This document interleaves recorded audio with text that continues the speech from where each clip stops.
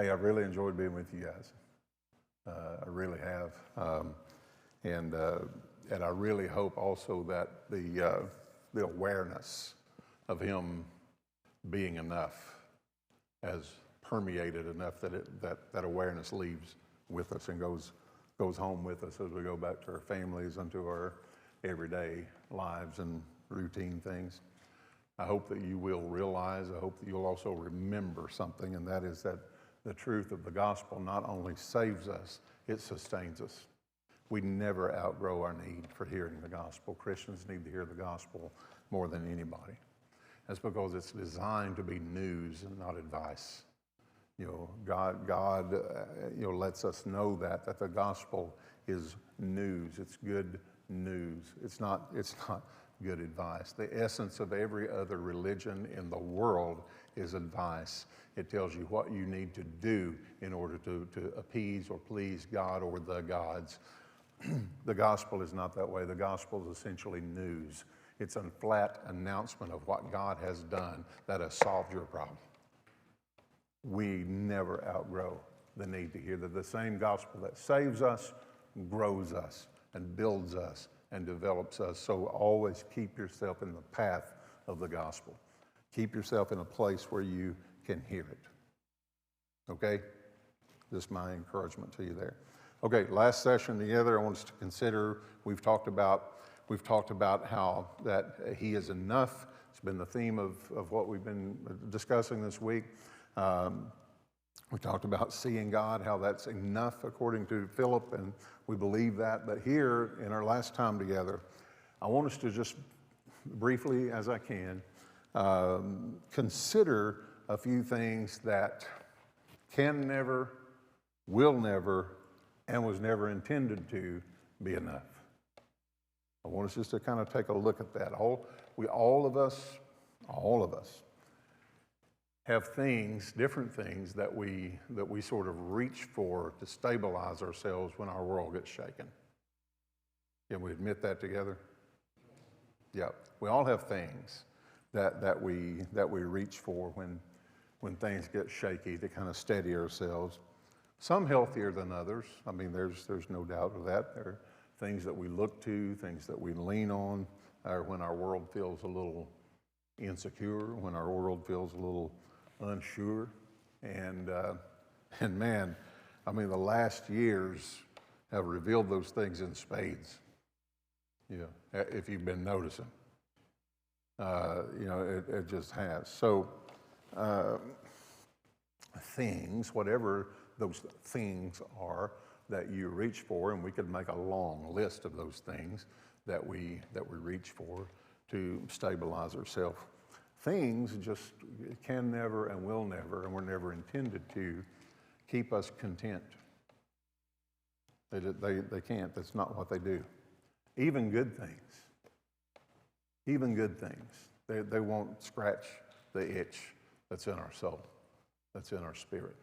Don't care how big a pile of things you've got. Never works. You never get there.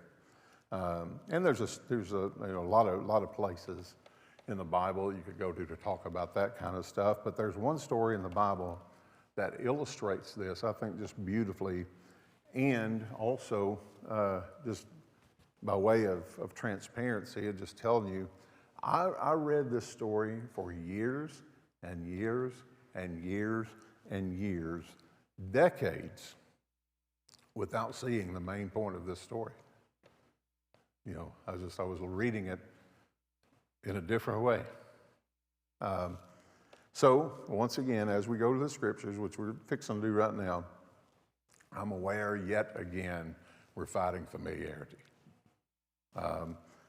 So as soon as I start this story, I'm telling you, your mind is going to say, I've heard this 1,000 times. And your mind is going to try to disengage a little bit. So here's my favor I'm asking of you. I'm asking you, just be aware of that too, and just push back against that as much as you can. Fair enough? Just push back against it. Like, if I didn't think it was an important word, I wouldn't waste your time. We'd just go home. But I do think it's important. So if you got your Bible with you or your device or whatever it is you're reading Scripture over, 1 Samuel 17. 1 Samuel 17. Okay. I've left my device somewhere. Can you reach me just give me a Bible. You got a Bible somewhere? Here, let me use Gabriel. Always bringing me one here. Is that the right version, Danny? I was going to say it's CV, but... Oh, my God. Well, all right. Somebody want to hold this back there? Goodness me. Okay, so we're going to 1 Samuel 17. And we're going to start at like verse 19. We're going to look at that. This is the story where David encounters Goliath. So your mind just said, not again. We've got a little boy named Slater in our church. And thank you, my son. Here, take this one away. And nobody's going to get use out of that thing. All right. Oh, yeah, that's better. I can almost see that. We got this little boy named Slater in our, and the kid was like, really, he's too smart for his own good, like, you know. And so he's sitting, the family sits on the front row at church, and I turned to this story. This has been a few years ago. I said, well, we're going to go to the story of David and Goliath today. And Slater's usually like paying no attention whatsoever. You know, he's just there with his head down, squirming, just wanting to go home. And so when I said that, we're going to be talking about David and Goliath. He puts an elbow in his mom's ribs. He said, hey, wake up and listen, Mom, this is a classic.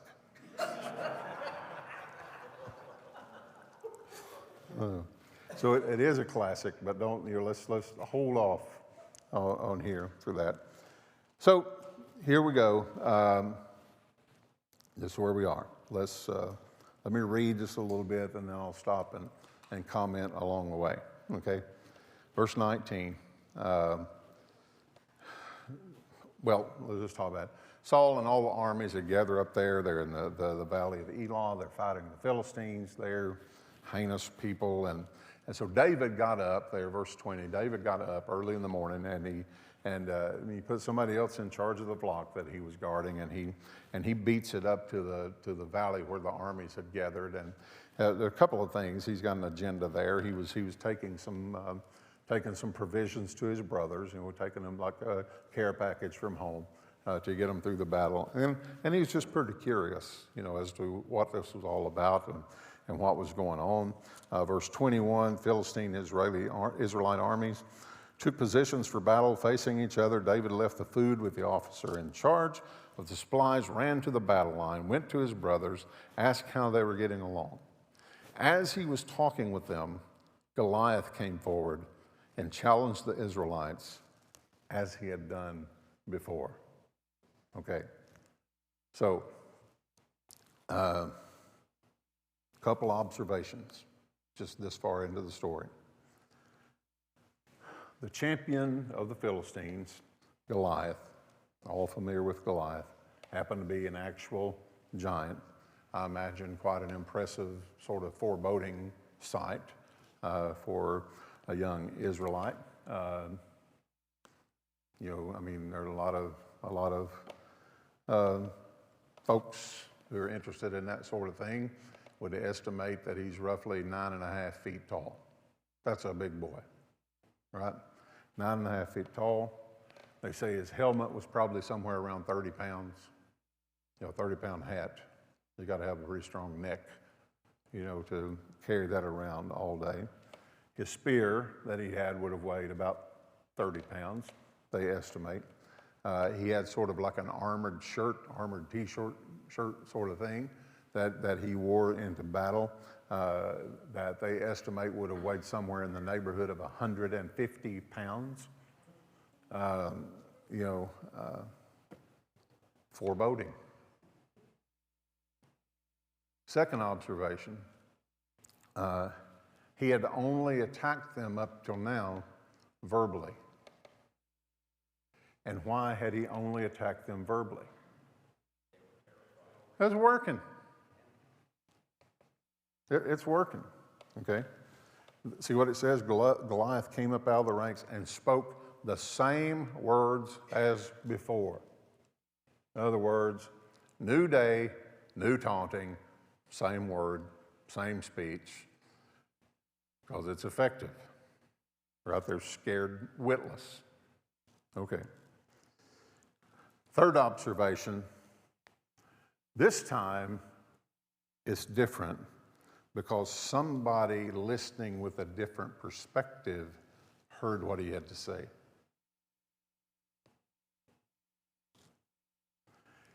These words of him taunting Israel, I mean, it caused a pretty dang deep stirring way down in David's innards. I mean, something about the whole deal just ticked him off. David had something inside of him that had been put inside of him by God.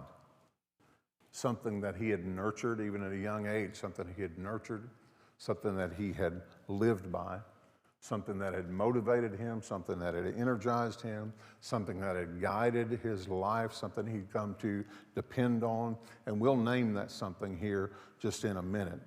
But David also had observed something, and he'd also observed as big and nasty and mean, and as this guy looked, as this giant looked, he also noted that nobody had done anything about him.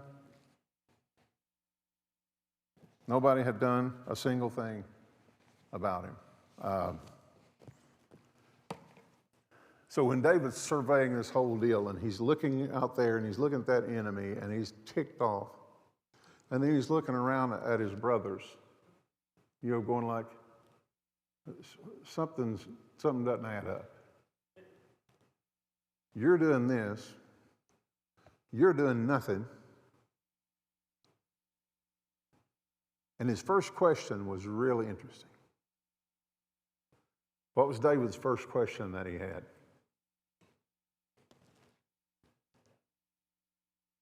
Yeah. Yeah. A lot of folks think he was, who is this guy? Who's he?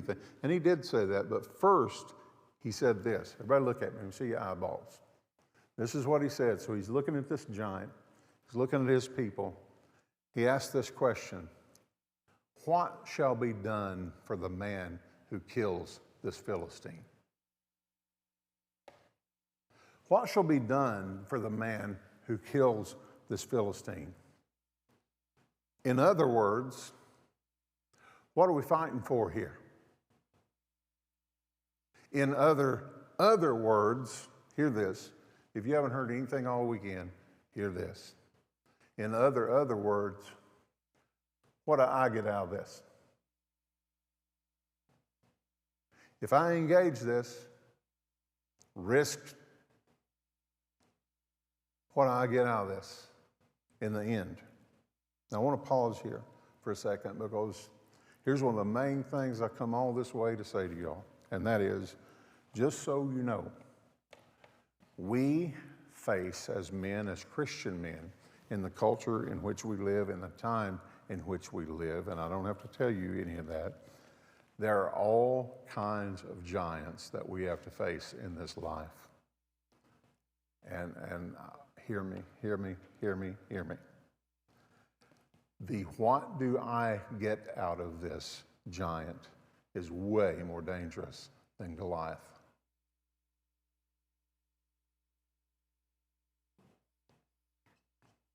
The what do I get out of this giant, way more dangerous than Goliath is.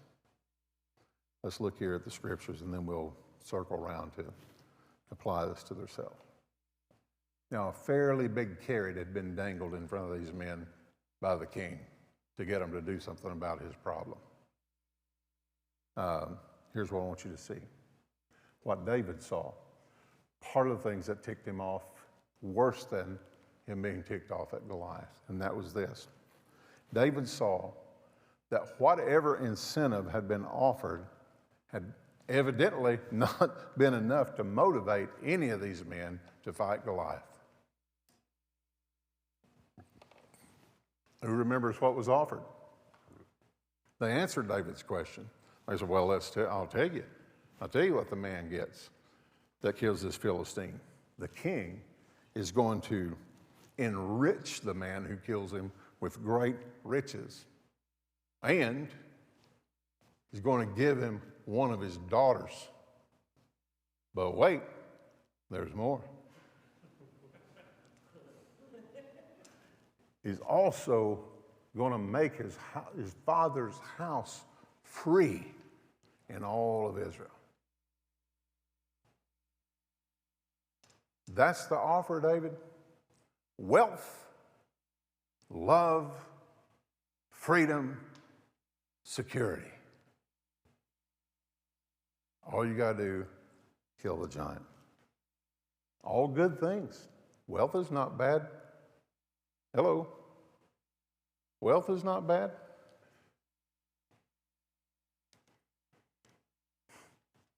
God don't hate Mercedes and swimming pools. He hates idolatry. Not bad. Love's not bad. Freedom, not bad. Security, not bad. All good things. But none of those things will sustain a man through all of his life. So I want to promise you something. And oh, that you would hear this deeply. If these things, wealth, love, freedom, security, power, if these things are the things that motivate you to fight giants, I promise you something. Some difficulty will arise in your life that makes all of those things not worth fighting for.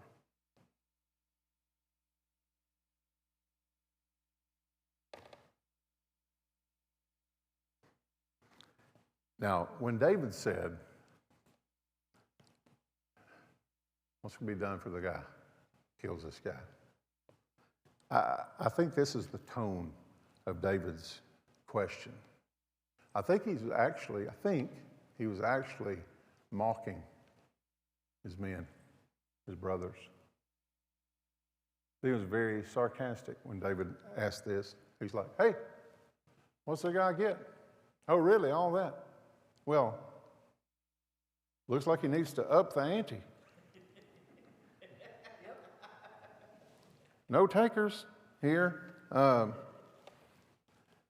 then David said something and did something that gives us a view into his own motives and lets them know the reason that this giant needed to be killed and the reason he was going to do something about it and he was going to kill this giant. And he said, I'm going to kill this giant because he's defying who we are as the people of God. I want you to hear this, guys. Hear this. I'm going to kill this giant. Here's the reason that this giant is so dangerous. He's threatening our identity. And if he can rob us of identity, he'll rob us of everything we have to offer anybody. We'll just start acting like everybody else. That's a word we need to hear as Christians in this culture. That was the big threat. That was the big danger of that giant. The big threat that David saw and the big threat that was the reality that compelled David to fight the way he did. Because David, y'all, had this underlying connection, this underlying relationship, partnership with God that motivated him, that sustained him, that corrected him through every battle of his life. And a big part of that was his identity was not only found in God, but also in a community that was deeply rooted in God. He could not part those things out. He could not separate those things. It went way beyond what he could personally get out of it. It threatened the welfare and security of the people that he was part of. David's place, David's connection, and David's identity with the people of God held top priority in his life. That can't be threatened. I'll go to war over it. And you should too. That's what he's saying to his brothers.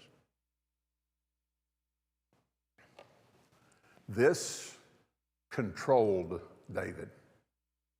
Not just then, all of his life.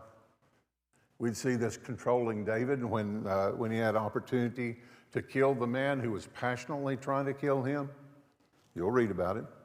Saul had gone into this cave to, we're all men here. Saul went in this cave to take a crap.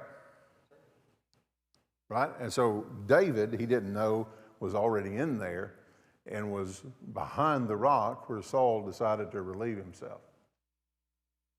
Now, he could have easily, very easily, reached around that rock and slit his throat, and everybody would have understood and had a big party and celebrated David. David did not do that. Instead of that, he just cut a little corner off of his robe to show proof that I could have done this. Why would he do that? Why would he let this guy go? Why would he let this guy go who was trying to kill him? Because David knew, even though this guy was trying to kill him, David knew that Saul still represented God. Saul represented God, and even though he wasn't right, to fight him would be to fight God, because it was his people. Chew on that a while. Next time you got an opportunity to slit your brother's throat. Oh, I know none of you in here would, okay.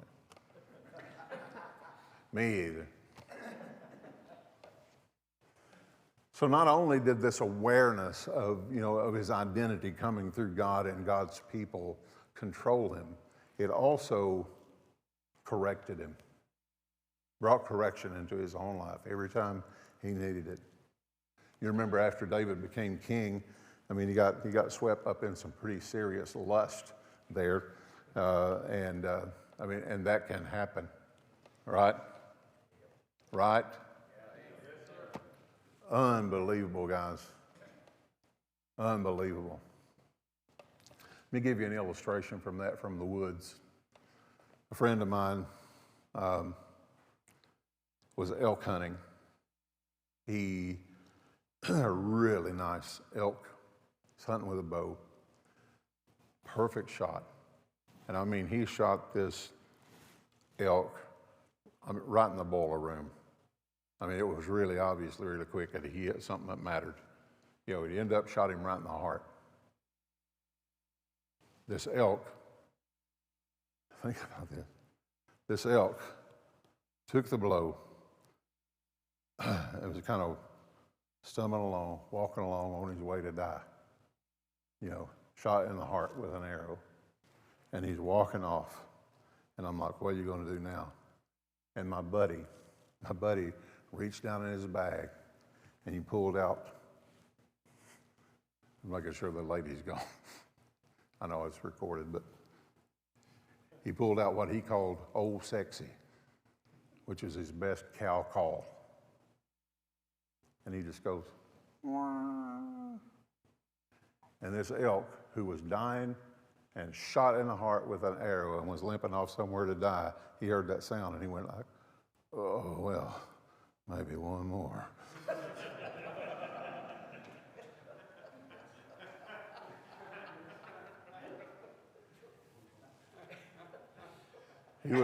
He was the walking dead and still went back to it. That's powerful. Word to the wise, right? Okay. So David heard that cow call. you know. And so since he was king and he had a little dignity about him now, he thought, well, I just won't do this. What I'll do is I'll go about this a kingly way. And so he arranged for her husband to be put on the front lines of battle where he'd be killed. Great guy, right? Uriah, put him up on the front lines there of the battle so he'd be killed in action. And guess what? He was. See, David had forgotten something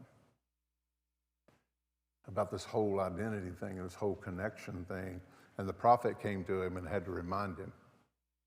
Heartbreaking time in the life of David. But David soon realized that he had forgotten that Uriah, even though he was a subordinate, was also created in the image of God and his brother and a representative as well. And once again, this connection, this identity with God and his people brought correction into the life of David, and he repented. Now, some good news for you. Good news is Jesus, this is the too good to be true news. We talked about it in our breakout this last time. Here's the too good to be true news. Jesus made the way for us to be brought into that same kind of underlying connection, relationship, partnership, sonship with God that will motivate, sustain, correct, and control us in everything we face in life. You have already been gifted that. Life with God, life with his people. Right? You know, the New Testament explains pretty explicitly to us that when we are born again, we are baptized into Christ, we're also baptized into a body. Right? You can't be one with Christ without being one with your brothers. Now, we don't believe that. We act as if that isn't true. Right? But it is true. Okay. We've got to learn how to live in that.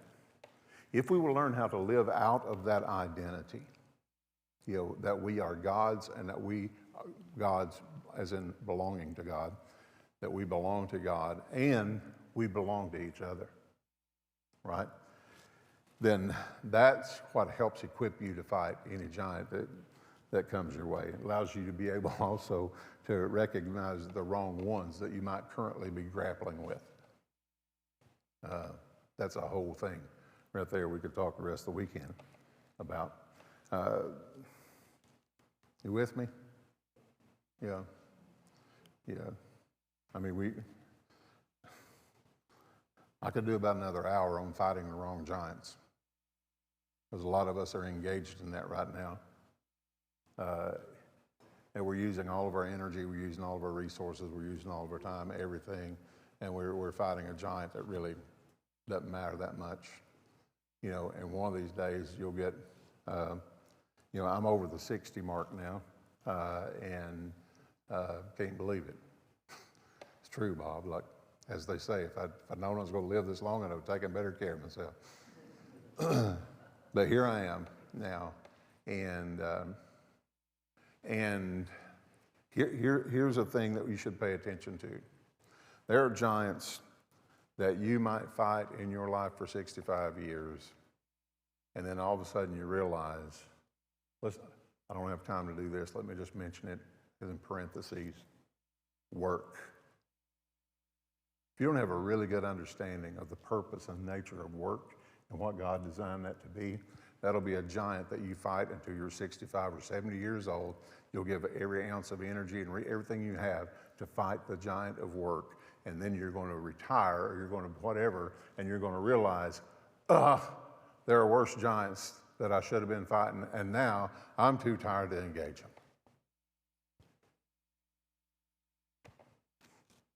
Just saying. Okay. The gift that we need to learn how to connect with and live out of is the gift of an identity that comes from belonging to God and belonging to his people, connected, father and sons, working together in the family business, living together, helping each other, serving each other, laying down your life one for another. And I'm convinced that God is giving the church a golden opportunity in this very time that we're living in, and that opportunity is for the church to remember who she is and to remember why she's here, because we have forgotten. And we've made something about us. We've made something about me and about mine that was never intended to be that way. We talked about it a little bit, that we've individualized Christianity to the point that we've hamstrung ourselves severely as being effective in our culture. Okay. Tell you one more story, and then I'm going to tie a bow on this, and we'll all go home. True story. This happened 2020. Good old 2020. This guy I know, go back with me, 2020. Quarantine had been put into effect. Offices were closed. People began working from home. Schools had closed the doors as well. And so they were trying to implement virtual learning and other non-traditional options for education as fast as they could think of them. And for many folks, listen, for many folks, maybe some of you in this room, bringing work and school both home presented some difficult challenges. I see some heads going, yeah, it did. Such was the case for my friend Lucas. You'd have to know Lucas to love Lucas. Lucas is a technical writer. Got any in here? Lucas is a technical writer. That's a rare breed of human being right there, technical writers. Technical writing involves communicating sometimes very, very complex information to people who need it in order to accomplish some goal or task who otherwise wouldn't be able to understand it.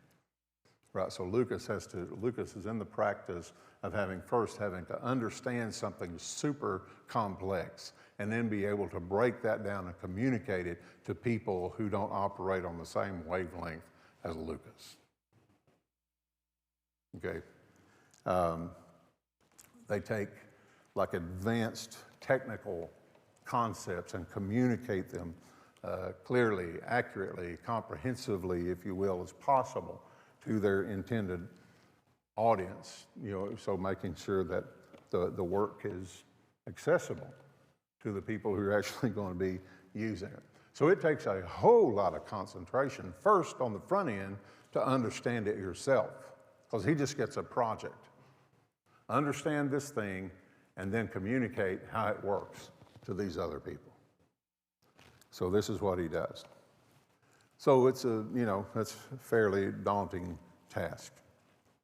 In addition to that, Lucas had 3 kids who were being virtually educated at home. And so Lucas found quiet concentration virtually impossible. It was like, what in the world? It didn't help that this deal that he was working on was an incredibly important deadline for a very, very major client. Like there were ramifications if this thing didn't get done. And so he was a little bit stressed about it, as you can imagine, and he was sharing this dilemma with some of his brothers in the foyer at church, and one of them said, "Hey, Lucas, brother, we've got a cabin up by the lake, and nobody's using it. You can go there and work if you'd like. Nobody's going to be up there for a month. Nobody will be using it, and here's the address. Keys under the doormat. Make yourself at home." Well, this is talk about answered prayer.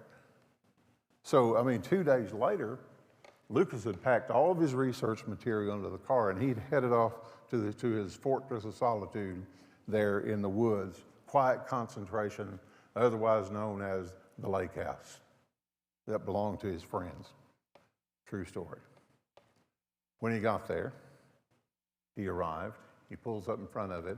I mean, man, it's just exactly like he'd dreamed. It's exactly like he had imagined, that he'd pictured: quaint, quiet. He took the key out from under the doormat, he let himself in, commandeered the kitchen table and made it his office, set up his computer, set up his workstation, got out all of his research stuff, started writing. And man, it was wonderful. I mean, he was totally undisturbed. He was totally undistracted. So much so that he worked right through till dinner. Like, he got there mid-morning and he worked right through dinner without even coming up from air. And so finally stopped and he goes, "Whew." So he got up and fixed himself a nice meal in the kitchen there. He brought some food and he was eating it there. He's watching the sun kind of crawl down over the horizon there as he's sitting at the table there over the lake, and it's like so serene, and he was so grateful. And at that time he decided, like, hey, I'm up here for 2 weeks, and I got more done today than I would have gotten done in 3 days at the house. And so, first day here, I'm going to take a break for the night, hit it again in the morning. And so he decided to treat himself to a little soak in the hot tub. So cracks open a nice little bowled cab, nestles down into the hot tub, and man, he's just there being a happy boy. He's so thankful, he's so grateful, all this stuff is off him now. And so he said, I was just quietly sitting there thanking God for what a wonderful gift. It's just unbelievable what you've done to open up this door for me, and I'm so thankful. And he's sipping his wine, he's looking out the window, as he can see the lake from this place and all that, and it's just so good. He started looking around the room, and all of a sudden he realized something, and that was he didn't recognize anybody in these pictures on the wall. True. And he looks closer, and all of a sudden it hits him. He's in the wrong house. True. Been there all day. He cooked dinner, got a bottle of wine out of the rack. He's in the hot tub, naked. Naked. Naked. You know the difference in naked and naked? Do you? You can take this out of the recording. The old friend of mine from the South described it this way. He said, naked is when you don't have any clothes on. Naked is when you don't have any clothes on and you're up to something. That's funny right there. I don't care who you are. All right. So here's Lucas, and here's where he finds himself. He's in somebody else's hot tub, drinking somebody else's wine in somebody else's house, and he's been there all day. And so, I mean, all of his peace and joy went right down the drain with that hot water as quick as he could get it to go. And anxiety gripped Lucas, as you could imagine it would. So he's frantic now. He's trying to clean up his kitchen. He's trying to gather up all of this stuff because now, I mean, he's breaking and entering. And so he's trying to get all that. He don't know if somebody's going to roll up any time or how am I going to explain this. And so he does all of this stuff, and he threw all of this stuff back into the car as quickly as he could and tried to clean up the trace of him having been there as much as possible. He jumps back in the car, he grabs down in the console and finds that paper he had with the address written on it, 106 Lakeshore, yes, and he looks back up at the house, 109.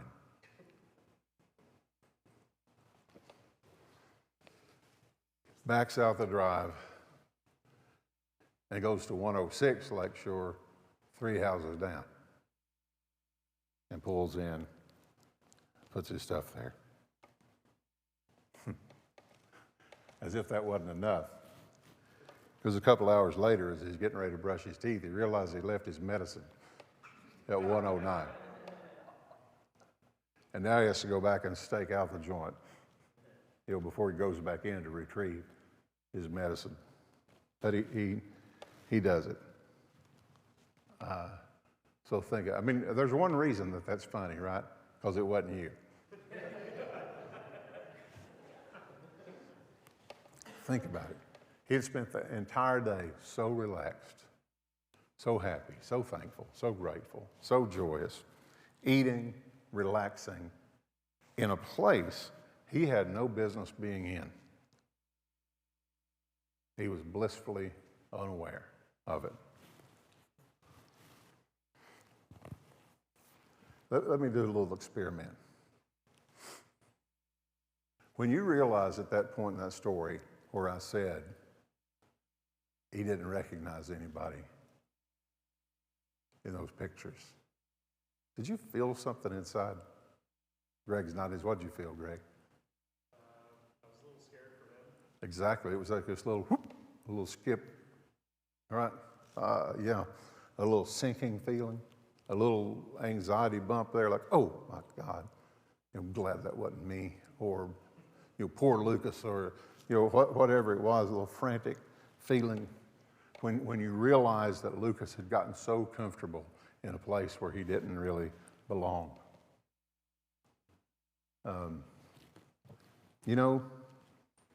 There is a reason, y'all, that we as believers are referred to and identified in the New Testament as strangers and aliens. There's a reason. The reason is we are living in a place where we don't belong.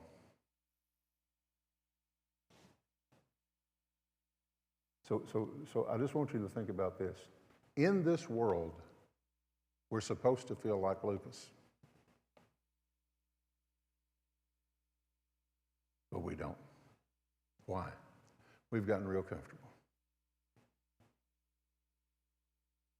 We've nestled into the hot tub.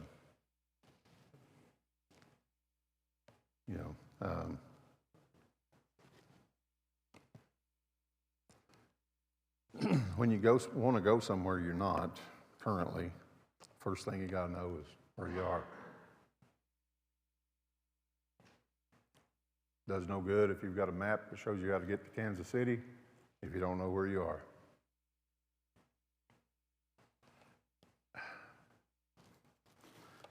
I'm leaving you today with some things that I certainly believe desperately need careful consideration. This dual citizenship that we have, being citizens of heaven while also being citizens of earth, that requires some very deep discernment, prayer, and discussion. Listen, my head's not in the sand. I'm not so daft as to think we're all going to leave having escaped that altogether this weekend. That's not my hope is that we just start thinking about it. That we just start taking a look at ourselves and helping look at each other and saying, where have I gotten comfortable here? Where am I, what identity am I living most out of? It requires a deep inventory to determine who is really influencing us, where we are truly taking our cues from, to discern exactly who and what wisdom that we consult most in our decision-making process. I know what's going on. I'm aware. I'm painfully and acutely aware in many cases that our rights as Christian citizens, our rights as Christians are being threatened in the whole, current political climate. I don't want to lose any of my rights any more than you do. But just please listen to me and just consider what I'm sharing with you today. If I am living and thinking and responding to life more out of my secondary and lesser identity as a white American Texan male, then I'm living and thinking and responding to life out of my primary and greater identity as a son of God, that's a problem. It's a blinding, limiting preference problem for us. And it doesn't just affect us. It affects us, affects our families, it affects our community, affects our country.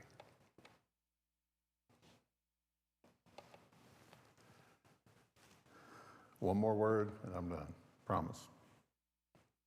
One of the major giants, if you will, in like what we've been talking about today, one of the major giants that we need to square up against as men of God, one of them, that we need to square up against in our time is the giant of what we call expressive individualism.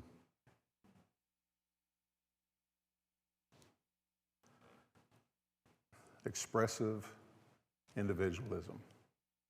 It's that thing that says that human beings are defined by their individual psychological core.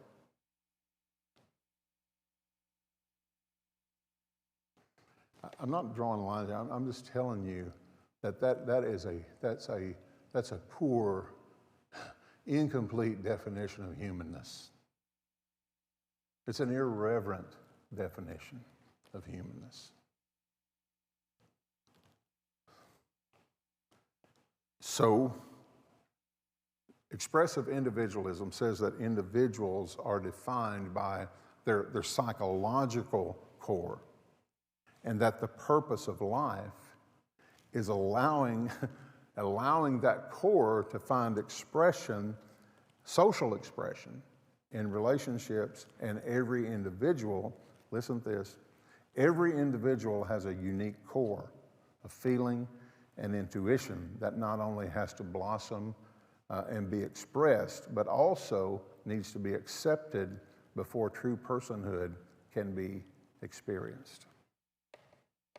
That's a lot of words. A lot of words. And by the way, anything that challenges that is deemed oppressive.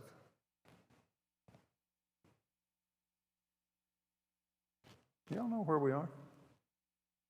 We as Christians are not exempt from expressive individualism. We've learned to sit in that hot tub. Like most everything else, we choose churches by personal preference.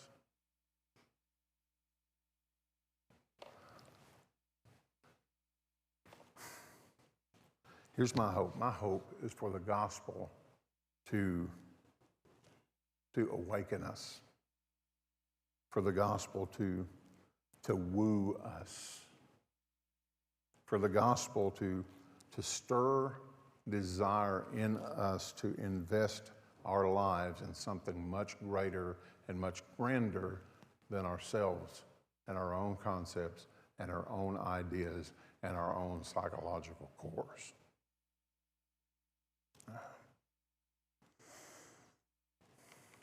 That we would learn that the richest identity is the one that's been given to us by God. And that is, we are sons, living, learning, loving, serving together with the Father in the family business of redemption and restoration. So, hey, don't spend your life fighting the wrong giants. Because one day, you'll discover the real ones, and you'll be too tired to fight them. Fair enough? All right. Danny, I'm done.